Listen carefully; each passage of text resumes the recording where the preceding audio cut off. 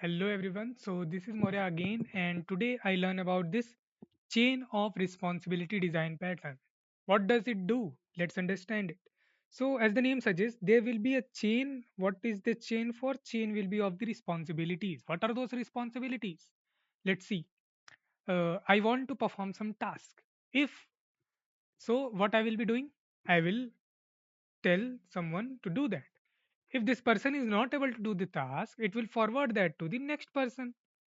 If this person should not be able to perform that task, then I will delegate my task to the next person.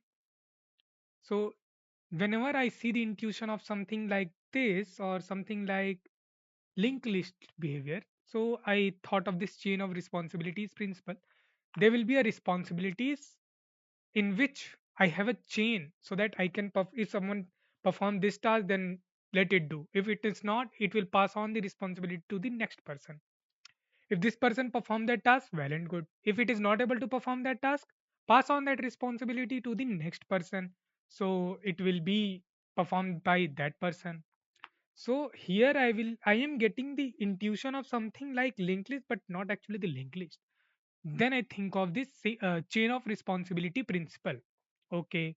So let's see some examples where this customers see this example where this design pattern can be applied. So suppose I am creating I go to a website, and on that website there is a customer support portal. What I see there, firstly there will be an AI agent. I talk to that AI agent. If that AI agent is not able to perform my task, I my request move forward to the customer support. And if the customer support perform that task, well and good. I do not go further. I return back from there. If the customer support is not able to perform that task, it will delegate or direct me to the next step, to the admin support. Now I will talk to that admin support and clarify my doubts, whatever I have. So this is the one example. Another example is ATM machine. Suppose I want to take out 2700 rupees from ATM machine, so there will be a separate compartment for 500, 100 rupees, 50 rupees note and 20 rupees note. Why there will be a compartment? So that it is easy to access those notes.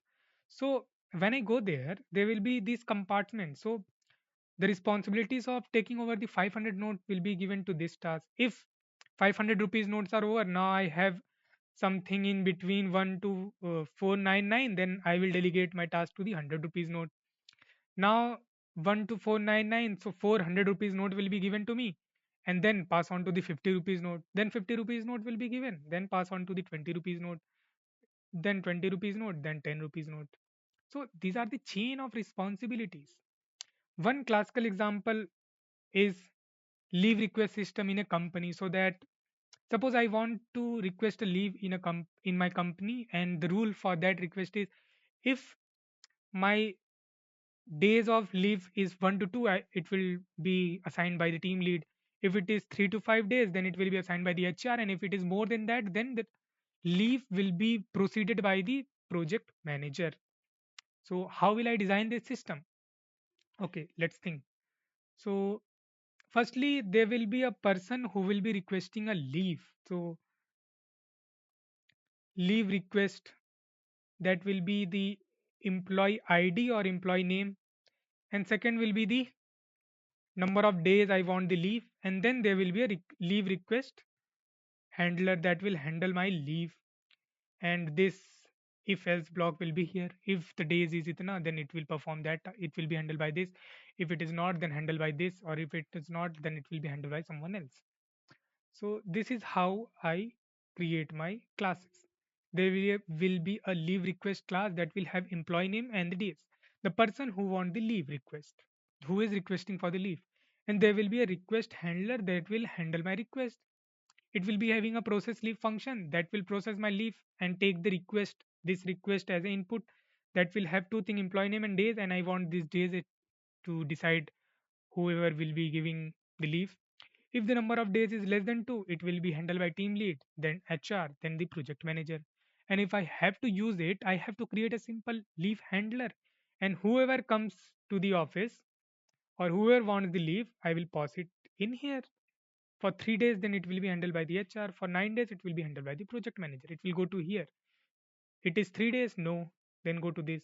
If it is 9 days, no, then go to project manager. It will handle that. But can you see some problems in here? Yes, there are. What are those? This if else block. Now you will say that you are telling this if else block in every pattern that I am learning. So why not to apply those patterns? Yes, you are right. I am using this if else or saying that this is if else block, and if you have to handle this if else block, you have to create an interface and then implement those things in here. But we have also to keep in mind the problem statement or what specific problem that I am doing. Here I am talking about the responsibilities, that firstly this task, I have to perform this task, then this same request will be handled by this and this. So I am talking of this chain of responsibility principle, and it also violates the open close principle. Now what are the possible solutions that I can think of?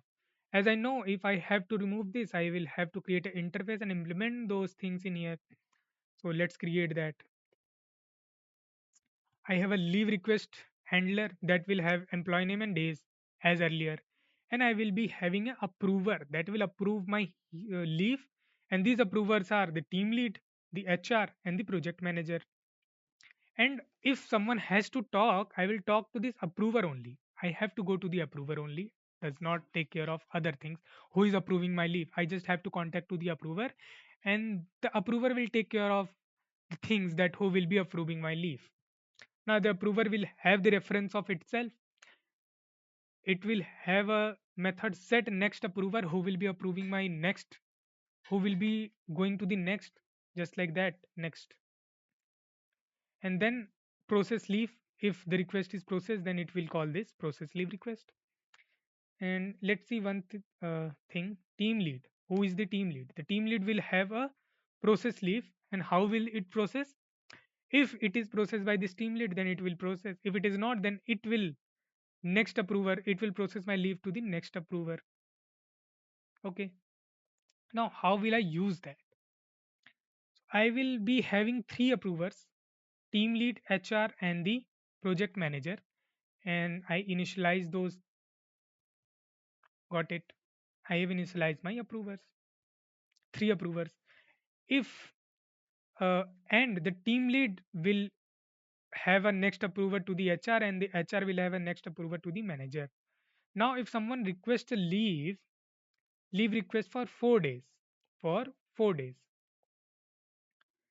then what I will be doing, I will be calling the team lead. I will call my team lead and say that I want a leave request for 4 days. Then it will go here. It will, the team lead will say, Acha, you want the leave for 4 days, but I can give you leave for 2 days only. Let me delegate your leave transfer to the next person responsible. So it will call the next approver process, and what it is, it will be the team lead. Then it will go here. The team lead will set the next approver to the HR. Then it will go to the HR, and it is responsible for 3 to 5 days. So it will see, oh, you want leave for 4 days. Let me grant you the leave. It will give me the leave and then return back. So this is how this will work. And that's all from my side. Bye bye.